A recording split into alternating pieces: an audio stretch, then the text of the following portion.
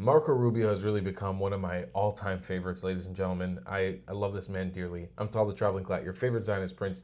I want to see him chime in on this whole Iran operation. It's incredible. Let's take a look at this clip. It's a little bit long, bear with me, but it's really worth watching. Now, in his first interview since the U.S. action is the Secretary of State of America, Secretary Marco Rubio. Mr. Secretary, thank you for being here. Are we now at war with Iran? No, we're not. This is not a war against Iran. This is very simple. 67 days ago, the President of the United States sent the Iranians a letter, and it said, you're not going to have nuclear weapons. You're not going to have a militarized nuclear program. Let's negotiate. I want to do this diplomatically. I want to do this peacefully. They tried to play him along the way they've played every American president for the last 35 years.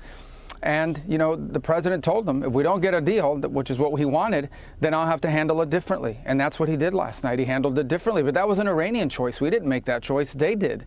By playing games with Donald Trump, they made a huge mistake. And President Trump acted last night. And I think the world today is safer and more stable than it was 24 hours ago. And a bunch of these countries putting out statements condemning us, privately, they all agree with us that this needed to be done. They got to do what they got to do for, their own public relations purposes. But the only people in the world that are unhappy about what happened in Iran last night is the regime in Iran. Have you heard from anyone in Iran, and are you expecting retaliation?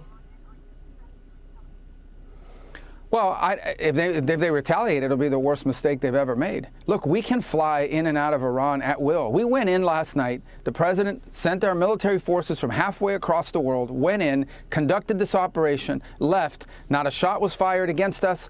They didn't even know what had happened. By the time we left, the planes were out of their airspace before they finally started realizing they'd been hit. So it would be a terrible mistake if Iran retaliates. But that's not our goal. We are not declaring war on Iran. We're not looking for war on Iran. But if they attack us, then I think we have capabilities they haven't even seen yet. It would be a terrible mistake on their part. And frankly, it's not what we hope for or wish. What we want now is to ensure that Iran never has nuclear weapons. If what they want is a civil nuclear program where they have power plants like a lot of other countries in the world have, they can do that. That's the deal that's been offered to them. They rejected it. They played us. They tried to play us, I should say. They wouldn't respond to our offers. They disappeared for 10 days. And now, the president had to take action as a response. And the response included strategic ambiguity. Can you walk us through the plan in terms of how it was deceptive, not allowing the Iranians to understand what was really taking place? Well, ultimately, when we do these things, it's because we care about the safety and security of our troops, of our airmen, and all those who are supporting these missions. So, obviously, the element of surprise is important in military tactics. In this particular, now, I don't think the Iranians or anyone should have been under any mystery. The president said very clearly, we have 60 days to make progress on a deal, and if we don't, I'm going to deal with it differently. But in terms of what people call deception and surprise and things of this nature, the core of that is not the success. The mission was going to be successful no matter what. The core of that was protecting our servicemen and women who are in harm's way and conducting that mission. That's the most important part. And they went in, they did what they needed to do with precision and skill that no other military in the world can do. And they left. And they were well outside of Iranian airspace before the regime even realized what had happened. And that was the goal here, and that was achieved. These planes came from halfway across the world, and no one saw them coming. And that's a huge credit to Pete Hegseth and General Kane and General Kurilla and obviously our commander-in-chief for pulling that off. Well, the president said in a post recently that he knows where the supreme leader is hiding, but that he was not ready to take him out yet. What can you tell us about your expectations with regard to regime change in Iran? Well, that's certainly not the goal of what we're working on here. The goal is stated very clearly in a letter the president sent the supreme leader about 67 days ago. And in a letter he said, you're not going to have a nuclear weapon. Let's negotiate peacefully a solution. We can make a really good deal that's good for Iran, good for America, good for the world. If you don't, however, then I'm going to have to deal with this differently. The Iranians didn't like the letter. They didn't respond to it. They ultimately entered into fake negotiations and tried to play him along. In essence, they thought they could do with President Trump what they've done with presidents in the past and get away with it. And they found out last night that they can't. And the world found out last night that you can't. And that's important, not just on this issue, but for so many other issues happening around the world. I think that what we are seeing is that this is a president that tells you what he's going to do, and then he does it. And I think that to a lot of people, including the Iranian regime, is shocking. What are your expectations in terms of Iran's nuclear capabilities today? Well, they're certainly degraded. Look, at the end of the day, if Iran is committed to becoming a nuclear weapons power, I do think it puts the regime at risk. I really do. I think it would be the end of the regime if they tried to do that. It's certainly been set back from a technical standpoint, not just due to what we did last night, but obviously the Israelis have done incredible work in advance as well. But ultimately, they have to make a decision. It's a very simple decision. If what they want is nuclear reactors so they can have electricity, there are so many other countries in the world that do that, and they don't have to enrich their own uranium. They can do that. But if what they want is a secret program buried in the mountain where no one can see it and inspectors can only come when they say they can come, if that's what they want, then they're going to have big problems, because this is a dangerous, violent, radical regime. Not the Iranian people. We have no problem. We didn't hit Iranian people last night. We hit nuclear facilities. And if what they want is some secret program that looks nothing like the civil nuclear programs around the world, it looks a lot like you're trying to build a bomb, they're going to continue to have problems, not just with us, but with many other countries in the world. Problems like what? What do you mean? Like the problems they're facing right now. Listen, why do we have bases in Saudi Arabia and Kuwait and Qatar and UAE? All of those bases are there to help protect those countries from Iran. Why did Hezbollah exist? Because of Iran. What does Hamas exist? Because of Iran. How do the Houthis exist? Because of Iran. Who built the IEDs that maimed and killed American soldiers in Iraq? Iran. They're behind every problem in this region. They are the sole source of instability in the entire Middle East, and the world's been paying a price for this for 40-something years. Imagine those people having a nuclear weapon, just one nuclear weapon, or even the capability to being on the threshold of having a nuclear weapon. That's what the world was facing. That is unacceptable. President Trump did the world a favor last night, and now Iran should sort of wake up, the Iranian regime should wake up and say, okay, if we really want nuclear energy in our country, there's a way to do it. That offer's still there. We're prepared to talk to them tomorrow and start working on that. Steve Witkoff has traveled extensively around the world trying to reach that deal with them, but they play too many games. They play way too many games, and now they've found out. The president has said many times no nuclear weapons, but the ultimate goal also happens to be no biological weapons, chemicals, no drones, no proxy warfare. Do you believe that the Iranians will follow that and you'll achieve the ultimate goal of success here, long term?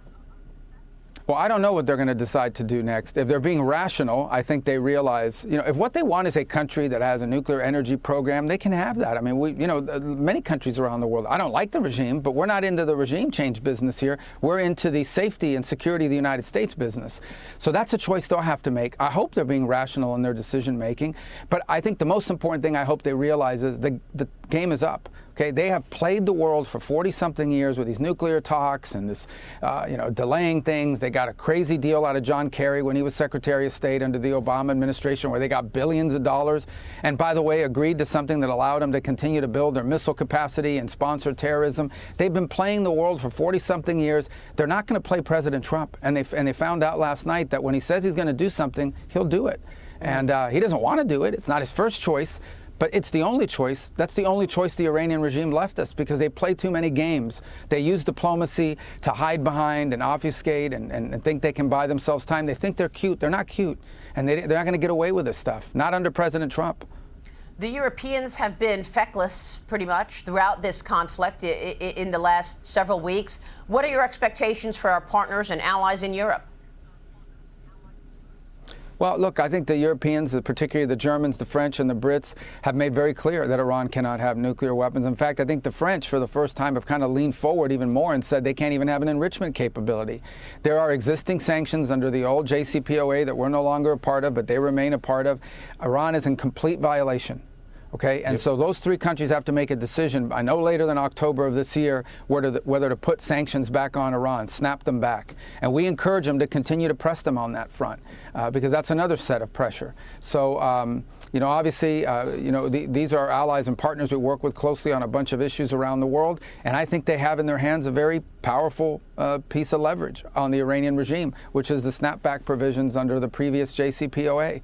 And I think so far they've been very tough and strong on that, and we encourage them to continue to do so and to continue to tell the Iranians, the Iranian regime, I keep saying Iranian regime because it's not the people we have a quarrel with, the Iranian regime, they've consistently messaged them, and we're grateful for it, that the solution to this problem is negotiate directly with the Americans. That's another thing. They don't even talk to us directly. We always have to have a middleman. They want to pass messages and notes like we're in third grade. We're not doing that anymore. Direct negotiations. Let's talk about how we peacefully resolve this problem. The Europeans have pressured them on that point, and we encourage them to continue to do so, and are grateful that they've been doing that so far. The thing is, you can see the frustration. I'm going to continue. Just look at the frustration of what these people have been through. Marco Rubio, Trump, Steve Witkoff, the whole administration trying to put together a ceasefire. The Iranians, the Islamic regime of Iran has been treating them like fucking shit, like garbage. They have been playing with them, been toying with them. And you can see it's a frustration of like, we're not doing this shit anymore. We're not going to go through back channels. They won't even negotiate face to face because the Islamic regime is right now it is sort of the last bastion of anti-Western Islamic radicalism in the Middle East. The last bastion, and I say like, this is the last castle, the last defense. The rest are small terrorist groups, which will always exist if Islam exists in the Middle East. It always will. There's always going to be small terrorist groups that want to overthrow the West and want to go away from Western civilization. But the rest of the countries are sort of mostly come on board to cooperating with the West, making peace with Israel for the most part. As a country basis, as a government, most of them are ready to normalize with Israel, maybe besides some of the North African countries. But it just needs the fall of the Islamic regime to happen. And you can see they can't do it. They can't meet face-to-face with America because if they do, they'll be basically pussyfooting out of their stance. What about our allies in the Middle East right now? Interesting to note that we have not heard from any of the proxies of Iran. No comment from the Iranians so far. No comment from Hezbollah or the Houthis. What are your reactions there, as well as our allies in the Middle East? President Trump, of course, using his first trip internationally to go and strengthen relations with our friends in the Middle East. Well, we made clear that any of these proxies attack America, we're not only going to deal with the proxies, but we're also going to pin it on Iran. We know who's behind these. That's another thing they do. They create these little groups like the Shia militias in Iraq and Syria, and then they hide behind them and pretend it's not them. We know it's them, including the Houthis, by the way. So Iran will be held responsible for the actions of these groups. In terms of the other countries in the region, look, I think that we've worked very cooperatively with them. The president just had a great visit to Saudi Arabia, to the UAE, and to Qatar. Very productive. But I just ask and remind everybody, the only reason we have U.S. bases in the region, the only reason we have an air base in Qatar, an air base in UAE, an air base in Saudi Arabia, is because they are afraid that Iran will attack them. And they want us there to help defend them. And so, if Iran wasn't a threat, we wouldn't need those bases there. So these countries fully recognize the threat that Iran poses. That's why they want us there to help defend their oil fields and their infrastructure, or help them defend themselves. And if the Iranian regime was no longer a threat, we wouldn't need to have any of these bases in the region. We wouldn't need to have any American service people in the region. But that's the state of affairs right now. So these countries understand what Iran is and what the regime is, and they get it. They understand it. How long have these plans been in place to take out the nuclear facilities? Well, the president makes the ultimate decision, and look, in terms of plans, I mean, we have all sorts of contingency plans for all sorts of possible strikes all over the world. Once the president says, okay, work up options for me, they obviously go back and, refine those. And then there are multiple points along the way in which the president has decisions to make about go or no go. And it really comes right up to 10 minutes before the bombs are actually dropped. So the president retains, as commander-in-chief, full control of these operations. But we have incredibly capable military people in our country. The operation yesterday was extraordinary, really extraordinary. Obviously, there are elements of it that will not ever be publicly shared. But suffice it to say that there is no country in the world that can do what the United States did last night through our incredible military led by our commander-in-chief.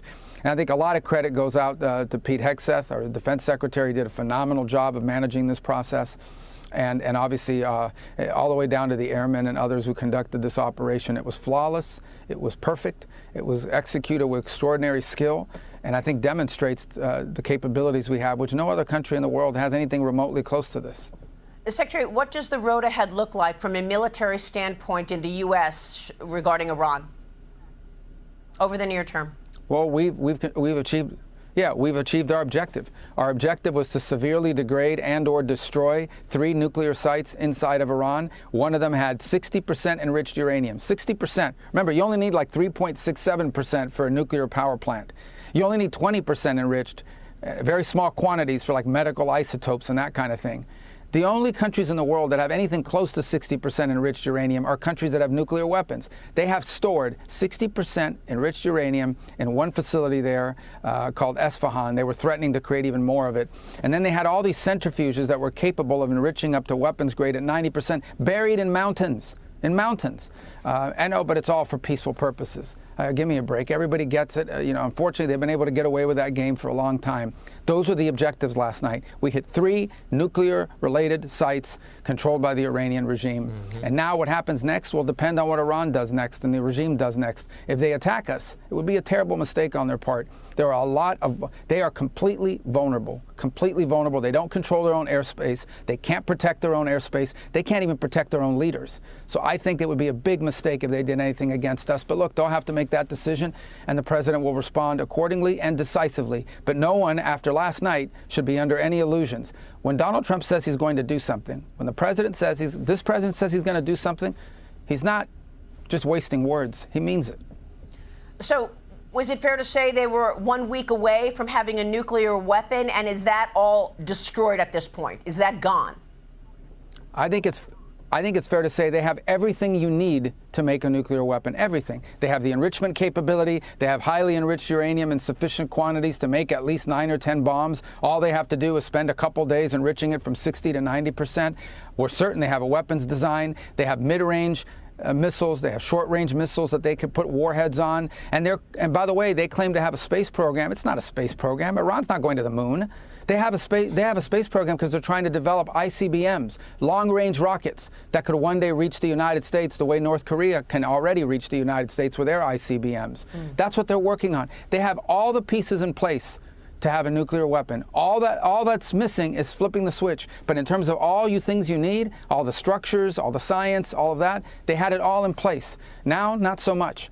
And that's why we did the world a great favor. Or we would all wake up one day in less than a decade in a world where radical Shia clerics control nuclear weapons capable of reaching not just the Middle East, but all of Europe and potentially the east coast of the United States. That is an unacceptable risk. There's no way we were leaving that for future generations. Secretary, final question here. Do you expect Iran to move to close the Strait of Hormuz to try to disrupt oil transportation across the... We already know that was, this is coming out a little bit after, so we already know that was their plan. But Marco Rubio, just so sharp, so on point with his messaging, so clear, concise. This guy is really, really, really amazing. I've said this before. I got to see him when I was like 15 or 16 speaking live in D.C. when he was running for president back then. And I remember how impressed I was by him. He's incredible, man. He's so sharp, so eloquent. He really understands this from the inside. I actually have to say, this isn't the George Bush administration where it feels like a bunch of hillbillies are running around. Between J.D. Vance, Marco Rubio, Pete Hegseth, and Donald Trump, maybe Trump I would even say is like the least kind of knowledgeable in the situation just because he's older and he's got a million different things. The people around him are so understanding of that. This isn't a bunch of cowboys being like, we're going to bomb the Middle East. That's not the situation. These guys have a fundamental understanding of what we're up against and what is going on.